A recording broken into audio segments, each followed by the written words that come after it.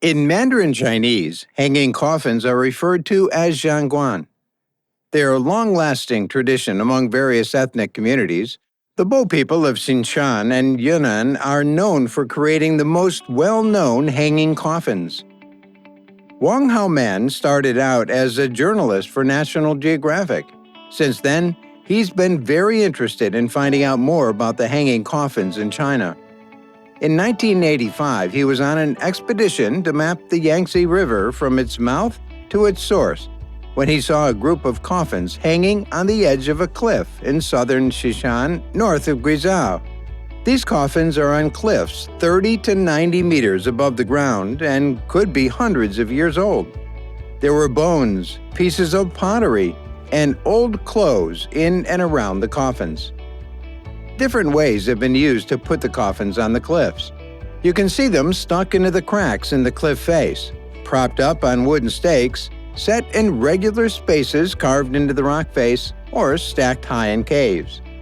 The oldest of these coffins are in the province of Fujian, in the east.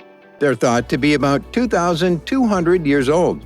Early literature from the Tang dynasty says that putting the coffins up high was a sign of respect for the dead. Other sources say that the coffins were kept high so that animals wouldn't get to them, and so the land could be used for farming. Experts don't know how the ancient people got the coffin, body, and funeral items, which all weighed hundreds of kilograms, to the caves in the cliffs. Wang started looking for scholarly research about this practice because he wanted to learn more. In 2000, Wang started the China Exploration and Research Society. This gave him the chance to go to northern Yunnan and excavate at a place called Huasi. Wang and his group climbed down the side of the cliff to look at the coffins, which were perched on rotting wooden stakes. The group built bamboo scaffoldings to cover the caskets and keep them safe. This also gave them a chance to see what was inside. The oldest coffins were made during the Tang dynasty, and some of them held the bones of more than one person. This led them to think that the bodies were buried at first and that the bones were put in the hanging coffins after the bodies had decomposed. The coffins look like they're made of solid wood and are filled with sand, which makes them heavy. Wang's research shows that the burial custom comes from the Bo people, who were a rebellious minority tribe that lived on the border between the provinces of Sichuan and Yunnan in the northwestern part of China. People think that the Bo tribe died out during the Ming Dynasty when it was persecuted by China's imperial armies. But Wang thinks that they may have lived on because they blended in with other minority groups. Based on his research, a 2003 Discovery Channel documentary about the hanging coffins showed how the coffins were put up on cliffs. Many people say the coffins were lowered from above, while others say they were brought up on scaffolding.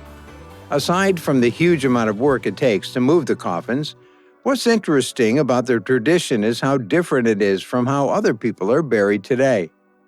Wang also went to the Philippines to look at the cliff burials in Sagada, which is on the island of Luzon. The number of tourists here is limited and the coffins are protected. The site of Guizhou, China, is not well protected. Wang said that most of the coffins were falling apart, and bones and pieces of clothing could be seen. He also said that more than 300 coffins were buried in an area of the cave that was higher up. Some of the sites have been messed with by tourists. For example, one of the skulls had a cigarette stuck between its jaws. In a steep gorge down the river, fake coffins have been put up by the government to entertain tourists and protect the real site.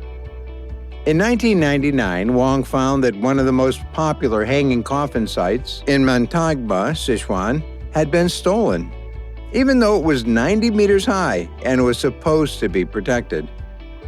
So guys, let me know your thoughts down in the comment section below. For more interesting content, give this video a thumbs up and don't forget to subscribe to the channel for more awesome content. Have a nice day, and we'll see you in the next video.